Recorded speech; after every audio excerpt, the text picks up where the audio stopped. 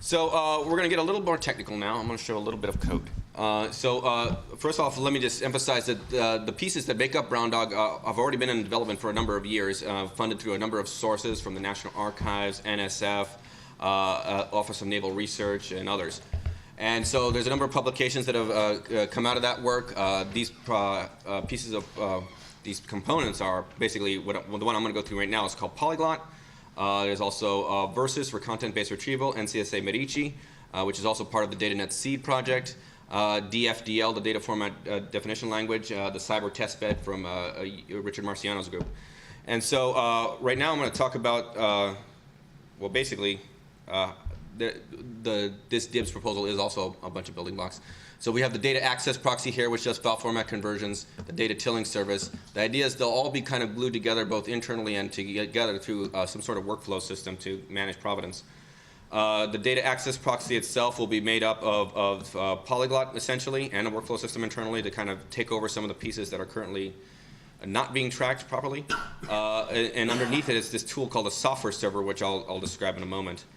And then there's the data tilling service, which Luigi Marini will go over. This is made up of largely two pieces, Medici, which largely deals with the human-readable text metadata, and extracted metadata that comes from files, and Versus, which is all about content-based comparisons. So basically taking two files and saying how close together or how far apart they are from one another.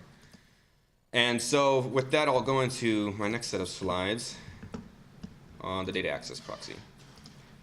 So this work basically started a number of years ago with work with the National Archives to basically, they came to us with a pretty broad problem of determining the best file format for storing 3D data.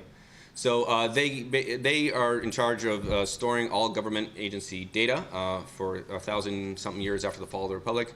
They have a lot. They're getting a lot of digital 3D data these days from government contractors. This has to do with ship parts, for example, and other places, airplane parts, pieces like that. And so basically they asked us, well, there's a lot of them, they can't read them, they can't enforce any specific file format, even though they have standards that everybody gets a waiver. So it basically doesn't work out. And so they wanted to know what would be the best file format to store all the data in. So a very broad question, really up to us how we wanted to answer that. We decided we wanted to do it in an empirical process, really throw some data at it and see if we could say why this particular file format is better than this other particular file format. So why do they? So basically, the abundance of file formats. This is where we started getting into this. Is a problem. Basically, will the software be around in the future to load that? Will I even have access to the software if it is around? Is there a specification for the format describing what the bytes are? Do I have access to that? Was there a specification to begin with? And so with 3D data, I put together this little slide that I'm glad I could reuse again, basically describing the problem with 3D data, which seems to be bigger than most, is like every piece of every application that does 3D data seems to make up their own format. So this is a number of open source and commercial software applications that does 3D data stuff. So commercial stuff like AutoCAD to Maya to Cinema 4D to open source stuff like Blender and so forth and so forth. And it just goes on and on and on and on and on. And so they just all make up their own file formats, all 3D data. So it's all different aspects of 3D data, but essentially points in space. And so basically we wrote down, started trying to document these. We got to 140 and we just gave up because it was just not ending. And so basically, so to answer this question of what was the best file format to store data in, so we decided that to do this empirically, this will somehow involve conversions because they have an archive filled with data the way they get it. So they have no power over that. And so if they want one file format, they're going to have to convert from the original file format to that one file format. And so, so basically, it will involve conversions. So one aspect of conversions is, well, basically, to do that, first of all, is a daunting task, as I mentioned already. It says there's a lot of file formats out there. As just for 3D alone, there's a whole bunch of different file formats. A lot of them are closed and proprietary, especially in the realm of 3D data. And so there's no specifications available. They're commercial, so it often means, too, that they change over time. So they'll add new features to their software. They'll modify their format. And so that's really irritating. So basically, it makes it really difficult to support all these formats yourself. So for me as a developer or my team as a development team to try to support all these different file formats, it's like a moving target that you don't really see completely anyway.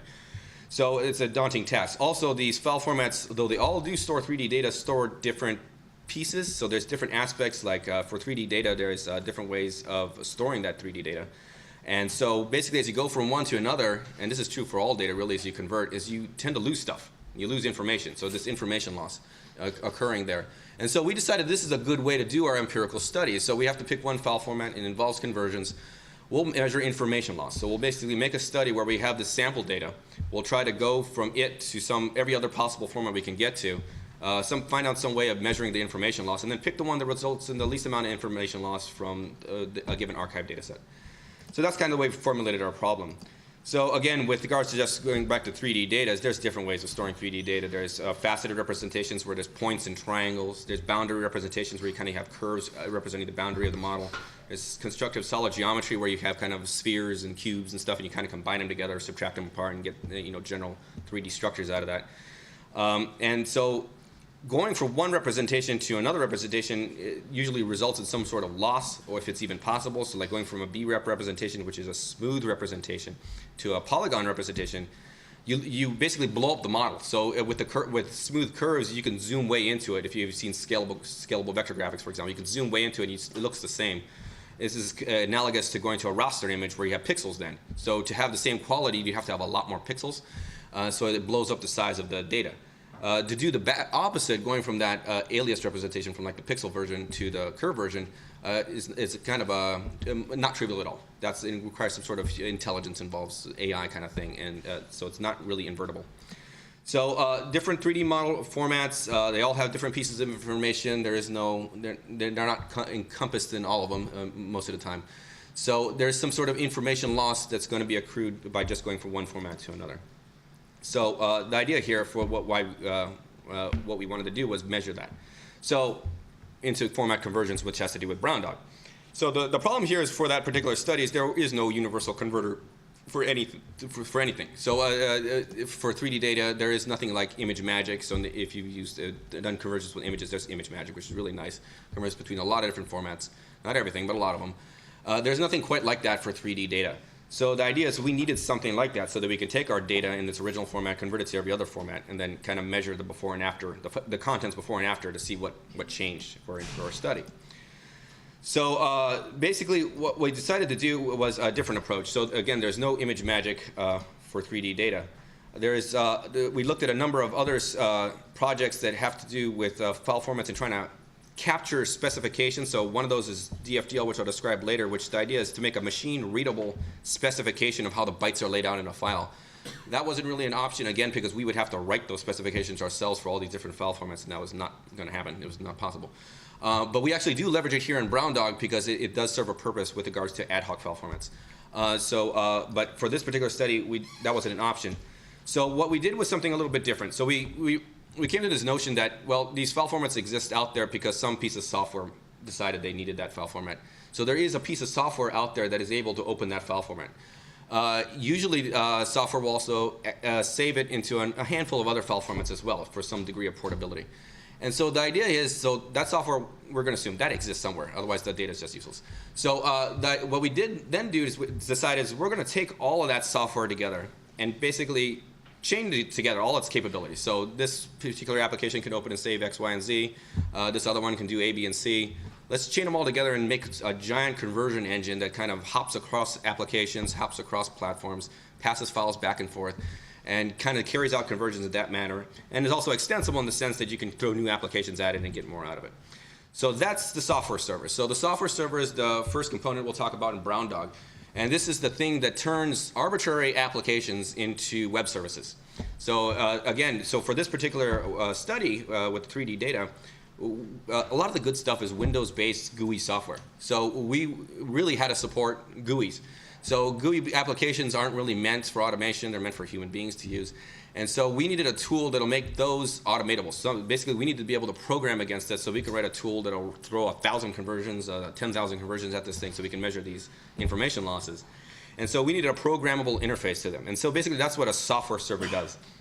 It attaches what's called a REST interface. It's just basically a URL. Then where basically you go to that, and it actually executes something on that software server to carry some operation out. So these URLs look like this, where you go to the software server's website, /software, and you can then specify an application, Microsoft Word, Blender, so forth. Specify a task like convert, open, save, something else. Specify an output format, and then put a file there. You can actually put a URL here or post a file on HTTP, and it'll actually carry it out on this remote machine and whatever task you give it. So basically, these software servers, what we need is to support a diverse set of software interfaces, from command lines to macros to scripts to APIs to GUIs, with GUIs obviously being the hardest of these because they're not meant to be automatable. And again, the characteristics of this interface is that it's programmable and consistent across all software. So all software, you can talk to it the exact same way through these REST interfaces. Basically, the way you do this is by wrapping functionality within software. And this is kind of how tools get incorporated into the DAP now in Brown Dog, is by wrapping functionality within the software. So like the open operation in a GUI application, how do I carry that out? Or if it's a command line thing, that's kind of easy. You just call the application. But there's a number of aspects that you have to do with this. So I'll show some videos of how this looks and a few examples of these wrapper scripts. But there's a number of constraints when you're dealing, especially with GUI-based applications, is that you're messing with the desktop. So one thing is that if it's somebody's desktop, they can't be using it also. If it's a virtual machine, it's of course fine, which is the case here where we also have these virtual machines. But you also have to protect that desktop. So two applications using the desktop at the same time will collide with one another. The mouse clicks where the mouse is at, where things are being typed in. So there's certain management aspects that have to be considered as you do that as well to kind of protect the environment.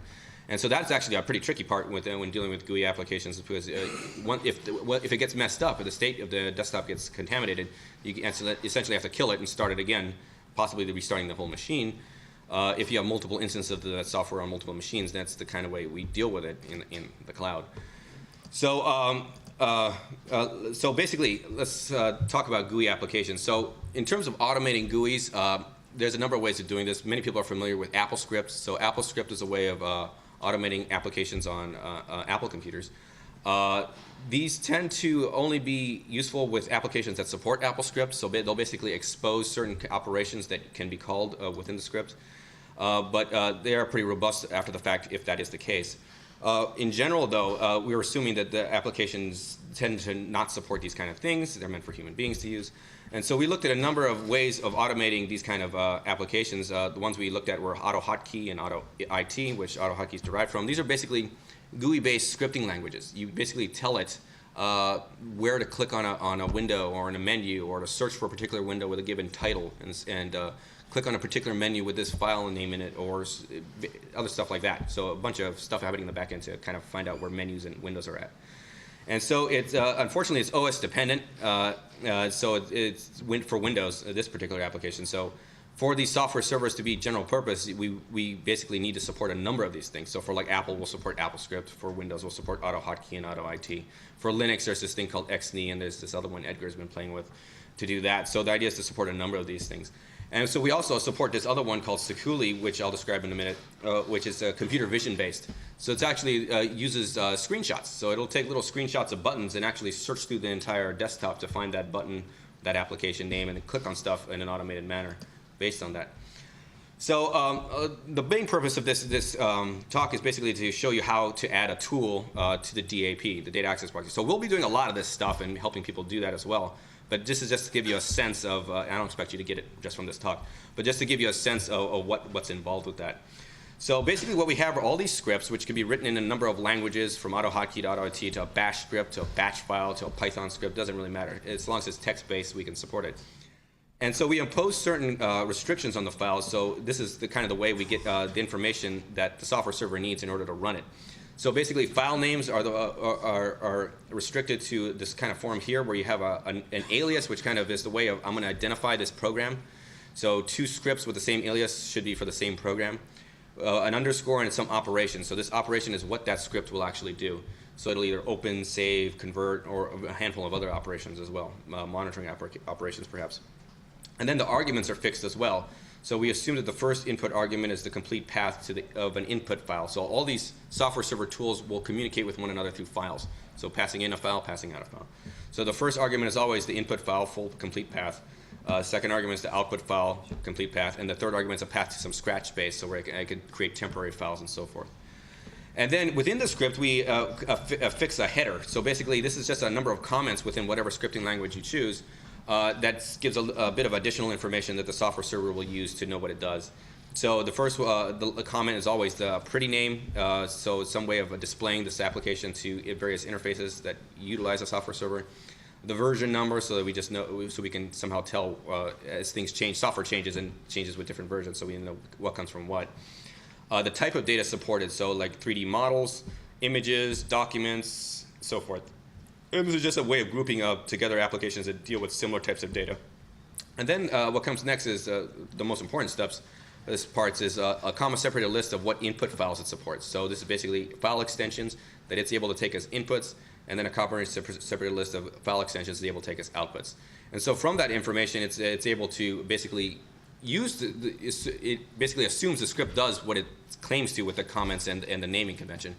And basically it's a black box in the script of how it actually carries that out, whether it's a simple command line call or if it's an actual elaborate GUI interaction that's going to do what it claims to do, opening some file and saving it as something else. So there's a number of operations supported: open, save, convert. A convert basically does both open and save at the same time. A number of maintenance operations like exit to elegantly exit an application. This is something we use to kind of maintain applications that are buggy. We exit them after every call. A monitor application which looks for problems that often occur with certain applications and see like a pop-up menus often pop up with some applications, close them. And a kill operation which tries to kill an application when things go completely awry. So, and then lastly, a modify operation which kind of encapsulates everything else. We were trying to make software servers do more than just inputs and outputs, kind of change the data as well. And a modify operation actually supports that. We won't be using that here in Brown Dog, however. Basically, with regards to managing software, software servers basically wrap individual operations such as open and save, but a software server never ever wants to expose either one of those because they are not autonomous.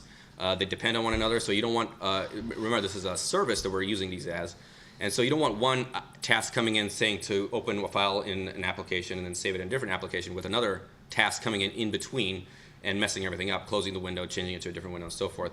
So a software server will kind of group these things together, group together open save operations and open modify save operations as well to a single operation, and just expose those.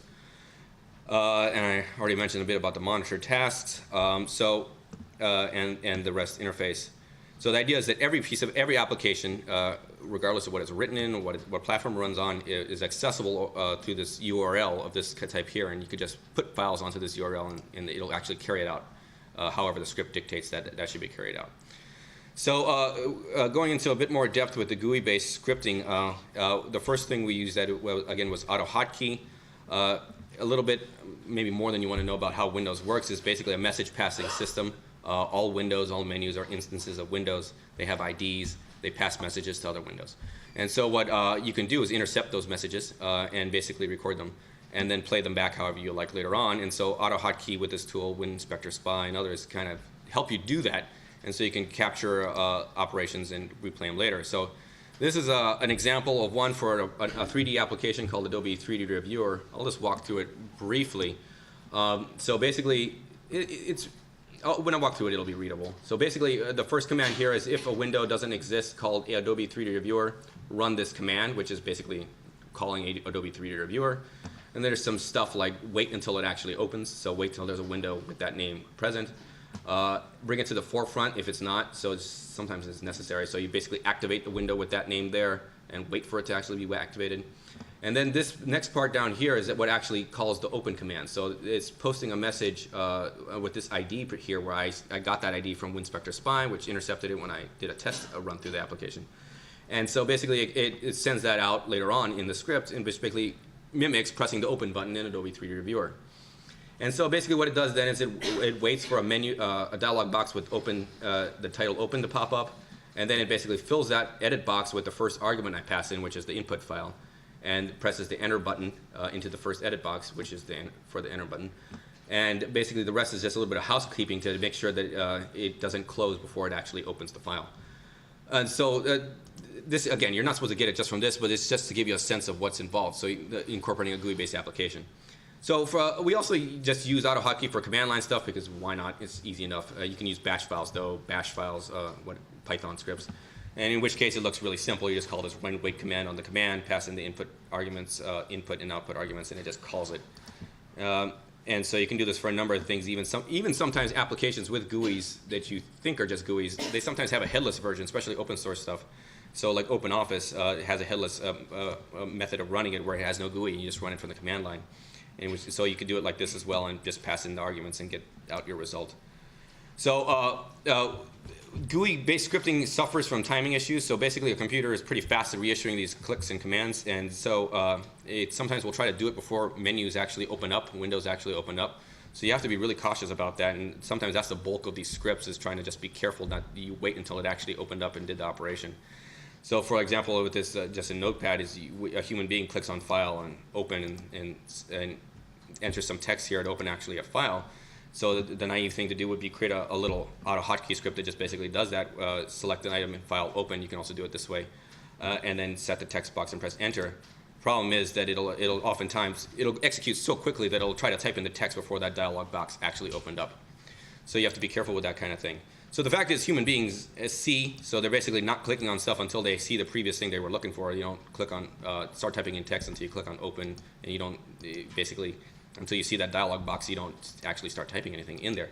So we looked at alternatives to this, and this is what I alluded to, the vision-based scripting languages like Sakuli, where it basically uses screenshots trying to mimic the way the human does things. It's looking for a particular button, it's looking for a particular menu item to actually do these things. So Sakuli is kind of nice. It comes with a nice development environment where you can actually easily take screenshots from the development environment. It's based on Python. And so basically you can call some program in Python, like Notepad here is just a simple example. But then from here, you can click on these commands on the left here, like click, and it'll open up a window. It'll minimize itself and then let you take a screenshot of your desktop somewhere. So I can find that menu item and take a screenshot of it, and it'll stick it in the code for you. And so you could do that for all your menu items, and it saves this Python script with the associated images, and when it re-executes it, it looks for those images all over the desktop to basically re-execute the script. So this is another way of controlling GUIs for software servers. So it's got its own issues. It's a little bit slower because it does have to search the entire desktop for these images. It is cross-platform because it's written in Java too, though, however. And it also suffers from the fact that if it's dependent on kind of your settings of the environment, so fonts, sizes, desktop background, stuff like that, change the image, so it changes what it looks for and it won't work. So it's kind of a give and take, so you kind of have to choose the language that fits your purpose. If it's command line stuff, you could choose any number of things again. And so AutoHotkey actually does support image screenshots too, though they don't have a nice environment like Sakuli does. So we actually made one. We made one for Eclipse, basically where you can basically write AutoHotkey scripts, and when you get to a command such as image search, which is the command in AutoHotkey to do that image comparison, it'll again minimize itself, pop up this little window where you can then capture some piece of imagery, like the open box down here, click capture, and then it gets stuck into your code here so that you can execute it. And it'll save the images along with the code. So, so basically, this is, in essence, what a software server is. It was targeting GUI-based applications, because those were deemed as the hard things in terms of automating.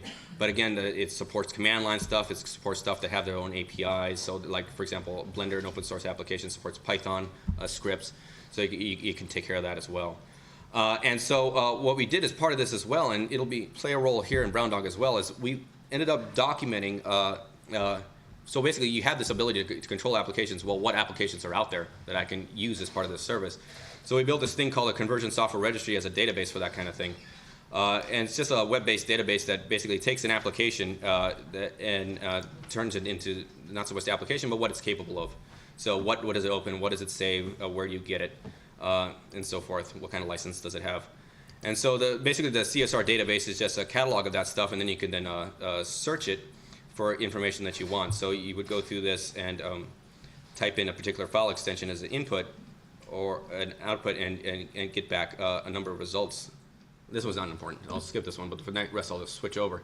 So basically you type in the file extensions that you're looking for, and it'll present a list to you. And you could also tell it, if no single application supports a particular conversion, you could tell it to search through a number of intermediary file formats as well. And so you could select that here, and it'll return to you a number of hops, and it'll let you know which applications are needed in middle. So in terms of building a system around this, it would let you know which applications you need to either obtain or purchase to carry out the conversions you need for your particular application. And so what it does is and this is what the software tool on top of software server is called Polyglot does, which is essentially what the DAP is it takes this information, what it opens and what it saves, and it builds this miniature workflow called an input-output graph. So basically what the vertices are the file formats themselves, represented as file extensions. The edges are directed edges. You can't see the arrows, represent applications that could go from a source to a target file format.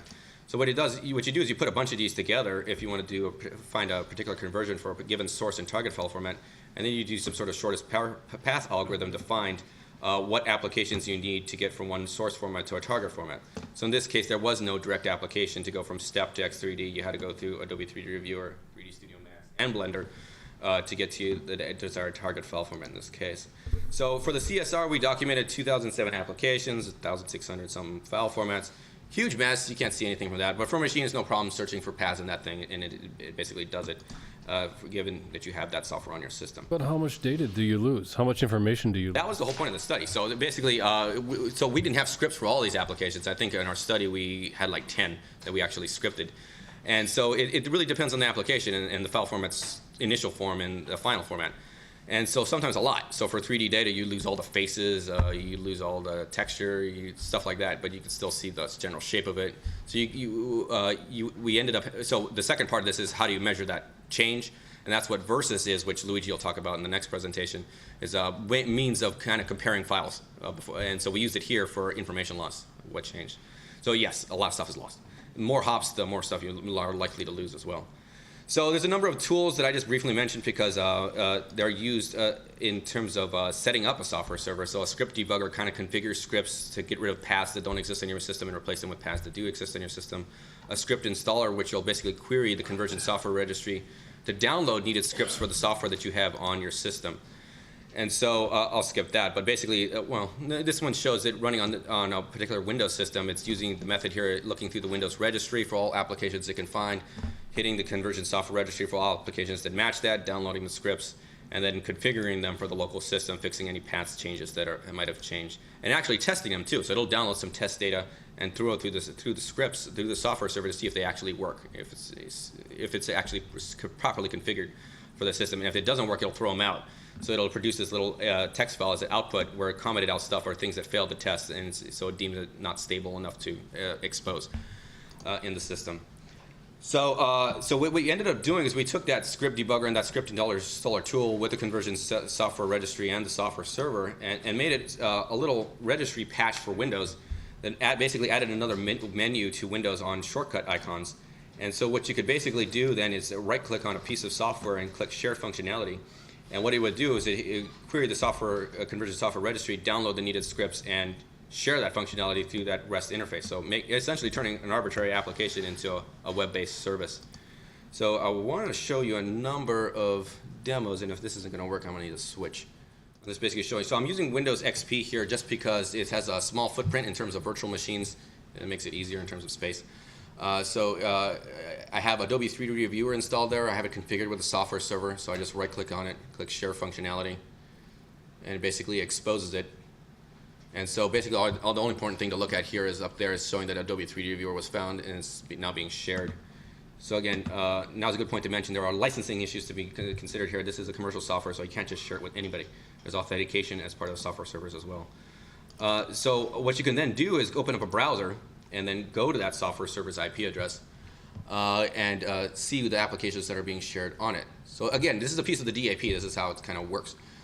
So it actually grabs the icon too, and it shows that there. And so it shows you what tasks it's able to carry out. We were focusing on conversions, so just conversions. What input formats it supports, and then you can put a URL there, or you can change it over to another version that just lets you browse your file directory and post a file there. And then you could select the output format you want. Again, the important thing here is this REST interface call down here, which is always being shown to you, but that's the main way you're supposed to be talking to this thing, not through this form. And so I'll click the submit button, and it'll actually carry it out. So this is opening up a GUI application on the remote server. It returns to you a link where you can download the file once it's done. So the next slide will basically show you what's happening on the VM as it got this request. So it gets this request to use Adobe 3D Reviewer. It'll call the auto hotkey scripts needed to open, save, and monitor, and so forth. It's just clicking along, opening stuff up. and saving the output result. So that's basically what happens back on the server. And so you can do this with a number of applications. So here I basically go through and I share a number of additional applications in this setup. So I think I share Microsoft Office.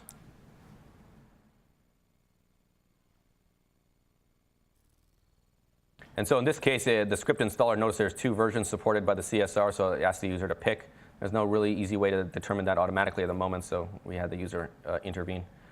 And so now Microsoft Word is shared as well, and then I go through and I pick another application, Blender as the 3D, open source 3D software, and I share that as well.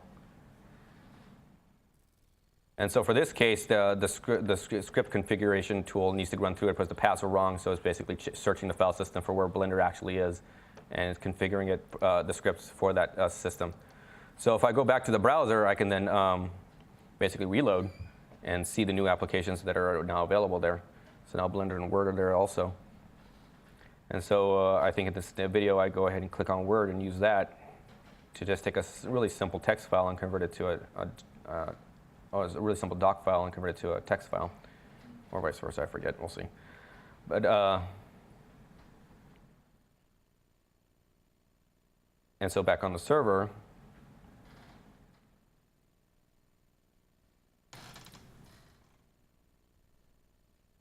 so you get back to the URL, back on the server, it's carrying out these scripts that actually open up Microsoft Word, carry out the conversion. So really simple text file.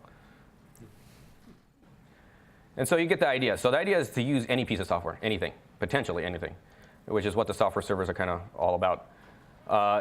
This opens up, as Sarangi was pointing to, a whole host of other issues involved. So many scientific applications are command line, but some are not. But the idea is to support anything, no matter what the user makes, to be able to put it into this system to actually leverage it towards carrying out conversions. So back to my slides. They do. So yeah. So in the CSR, which they'd used at the time, there were different versions. So the hotkey scripts encapsulate that in the first comment there, what version of the software it is. Yes, there are different scripts for different versions. And again, there was no automated way of determining that at the time that we could see. There might be some way we could come up with, but so we basically had the user manually select. This was the 2007 version, this was the 2010 version, and so forth. But yeah, so versions definitely do matter as part of that. But the thing is, once you have it set up, you're done. So you don't ever have to do it again. So basically, you can share a whole bunch of different applications and expose them through this REST interface. Again, the main way of interacting this is through the REST interface. So if you go to /software, you'll get listed all the software that's on this machine in either text or HTML or JSON or XML, whatever you want. And so that a program can communicate with this software through this REST interface. So applications, programming languages, many of them these days support interacting with HTTP. So Python, Java, you name it, can call these REST endpoints and get stuff back. So if you go to a particular application, it'll show you what tasks are available, in this case just conversions. If you go to the conversion task, it'll show you what output formats are supported for that particular application and task. And then if you go to that one particular output format, it'll show you what input formats are supported by that. And so you can do stuff like this little bash script here, which actually carries out conversions on a directory, converting from one file format to another. All this stuff mostly just variables, a little bit of code. And basically it's showing you what host, what software, what application, what task, what output to use. So I'm converting all step file formats, a 3D file format, to IGES file formats, another 3D file format. And so basically it's using the curl command in Unix to put these files there, and the wget command to get these files back out when they're ready. And so that's it, and this basically carries out these conversions, potentially using several hops and several applications over several different machines to actually carry it out. And so yes, we do support authentication. You can put a user and password in there as well and set it up with HTTPS so it's not exposed over the web. So I think I'm going to skip some of this stuff because it's a little more technical than I think I want to go into. But there's a number of interfaces to interact with software servers. There's a Java API, so you can basically interact with it directly from Java as opposed to the REST interface. You can create these task jobs and basically submit these jobs and get back output files based on that, where you can call individual applications as you desire. Basically, you can interact. There's a command line tool as well, where you could just basically call it and interact with it directly from the command line, listing files in your local file directory, creating a task, submitting it to the software server, and then getting back the result once it's done. We've also worked on, we also thought this would be an interesting tool to integrate into a workflow system. Most workflow systems incorporate a number of command line tools. We thought, well, it would be kind of cool to incorporate GUI tools too. So Chris Damaro, one of our senior developers here, made it work within our DataWolf workflow system. So basically, it takes a software server, a host name, and you can basically add it to a workflow. It'll basically query it for what applications it has, and you can specify what, there's some MIME type matching that you have to do to match, because DataWolf uses MIME types and software server uses file extensions just because they're more readily available. So you have to map between those things. But then you could pick what applications you want to add to your workflow. You basically add one by one over to the right here. And then you can create little workflows where you have your data, your application. This is a command line application, but any application that the software server had, and basically create little workflows like that.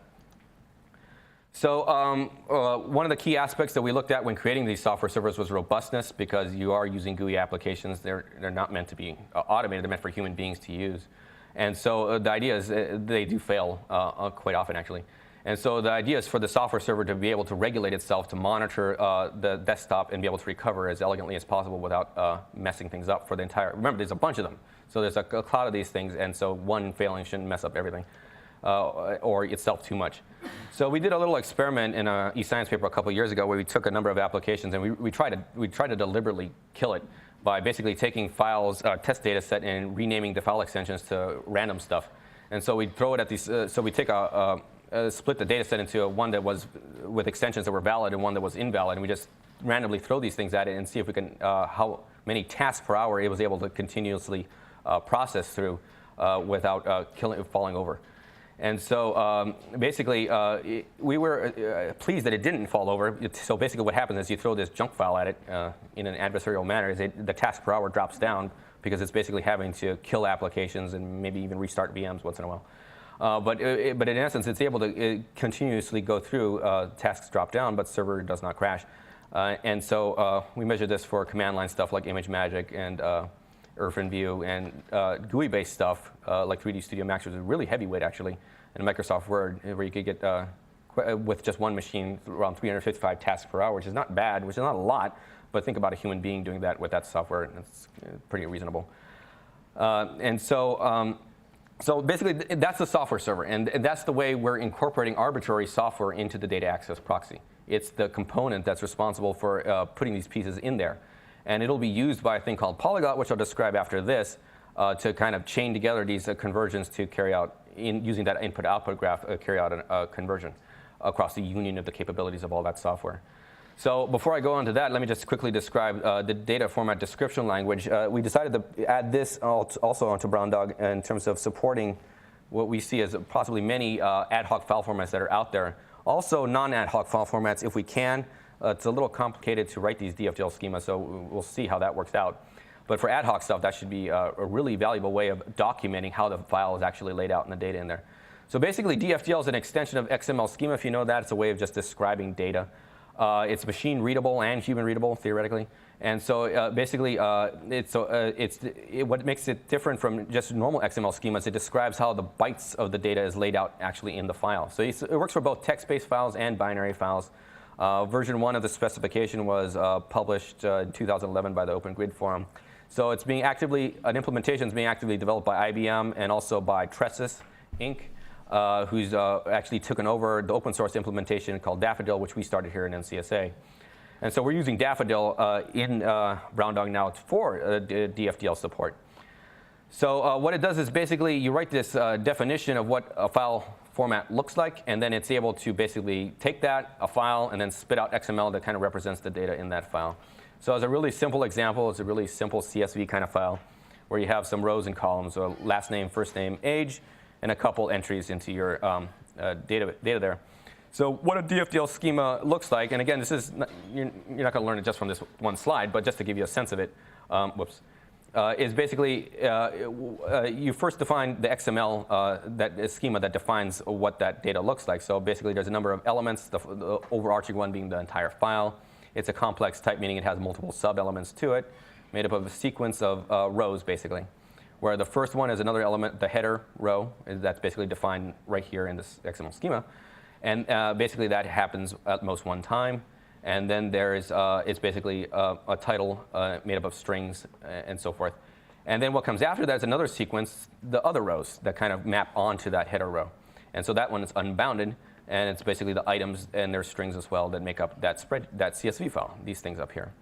And so that's XML schema. When you add DFDL to it, it basically describes how it's laid out in the file. So basically up here it says that the lines are separated by new line characters, and these come at the end of the lines. Stuff like the commas separate the individual items down here. And basically the number of items should occur the same number of times as they occur in the header. How many columns there actually are there. So this defines this little CSV file here, so that when you run it through DFDL, you get this dump here of XML where I have my header, which has last name, first name, age, and then a number of records that come after it that match onto that. So the key to making a useful DFDL schema is I'll probably map it to some metadata schema or ontology as well. So for XML, friend of a friend in this case, to map these things into there, because if you have multiple schemas for the same type of data and mapping onto different things, that's potentially not so useful. You can't read this here, don't try. It's basically a DFDL schema I wrote for a real file format called PGM. Simple, but still it took a little bit of time to put that together. And so this is what I was showing in the demo here, to take an image and dump it out as XML. So the way we incorporate DFDL into Polyglot is by basically through the software server too. It's just another program. And so basically we have these little scripts that take XML schemas, DFDL schemas from the name of the file. So you name them like this, CSV_XML. And so this is a valid software server script name. And it basically knows to take the script here will actually parse out the CSV part and look for this schema in the DFDL folder. And so we use the same script for a bunch of DFDL schemas. And so it's basically another piece of the software server. It's just another piece of software that this time takes in some file format and spits out XML all the time. And so I don't know if the IBM version has it yet, but the Daffodil guys are talking about eventually supporting the inverse as well, going from the XML back to the file format again. So potentially you can then do conversions, going from file format to XML back to a different file format. So that would be really useful, and we will be following up with those guys to see if we can push them to maybe do that sooner rather than later. So the last thing I'm going to talk about is basically Polyglot. So Polyglot is the part of this thing that basically takes a bunch of software servers and puts them together. So it makes this giant universal conversion engine that's extensible. And so what happens is basically when you start a software server, it begins, it either announces itself to a Polyglot instance that you specify in the configuration, or you can also do it over what's called UDP broadcast, where it'll just broadcast itself everywhere. And so Polyglot will actually listen for these calls over the internet and basically bring them all together. So every time it detects a new software server, it'll query it, find out what applications it supports, what inputs, outputs it supports, and adds it to its list of capabilities. And so I'm assuming this video is not going to work either. So let me just switch back to my video folder. So the way that looks is, so initially what we did is we made a web interface to Polyglot. So basically, it's just a little web page, kind of like a little portal. You drag and drop a number of files to it. You select an output format there at the side, and it'll carry out the conversions. Again, doing like the CSR, that input-output graph, that simple workflow carrying out these executions in the back end. And so here's the output files where you can then download them, see the details of what happened in between, what details are available, and so forth. We extended this to kind of this idea of not always having to require the user to specify an output format. So in this case, for a browser, for example, browsers only support typically a certain subset of formats that they can actually show. In the case of 3D, it wasn't anything, so we added a little module that supported OBJ files for 3D. So the viewer here basically converts every 3D file it gets into that format that it assumes the browser supports, OBJ. So it was like a universal viewer in that sense, depending on what applications were behind it. And so what it does is when you dump some files in there, you submit them, and it'll actually just convert them to that format and display them down here for you to view and manipulate. So you could actually rotate it and translate and stuff inside in the browser as well. So again, the software servers, these cloud-based resources, they come online, they come on offline. So the monitoring tool basically shows you as a number of software servers are coming online. They pop up here and let you so an administrator can kind of keep track of what's happening here. And the idea here for like Brown Dog is that we'll have potentially, ideally, thousands of these things out there running on various resources. And so you can also, from here, monitor what they're doing. So in this case, somebody's putting a conversion, I forget for what, 3D data. It opens up Blender to do part of it. It opens up ParaView to do another part of it. and then it exits and returns the data to the user. So going back to my slides. So Polyglot's the thing that manages the software servers. The software servers, again, are only regards to one application. Polyglot's the thing that actually then puts them all together to carry out conversions. And so in Polyglot, you could also search the input-output graph to kind of see what's capable of doing. It shows the input-output graph in an interactive way. You can select source, target file formats, and kind of navigate it, see what it can do. Select a subset of applications that you want to search through. It also has a command line interface that you can then play with, and a desktop application that lets you convert between applications by right-clicking on them and selecting a desired output format. And again, this is across multiple platforms, so this particular view is showing you two different colored edges. One's on one machine, one's on another machine. And so this particular path here through the input-output graph is showing you it's hopping through what machines it's hopping through. So in this case, passing files around. So that has to be kept in mind in terms of efficiency too, is do you really want to be passing files around? If you can avoid it, it depends on the situation. So a number of contributors have worked on this project over the years. I think we started 5 years ago. So, and this is basically one of the pieces that with Daffodil that makes up the data access proxy. This is how we're doing this super mutt, basically taking any piece of software out there and bringing it into this system so that we can carry out file format conversions.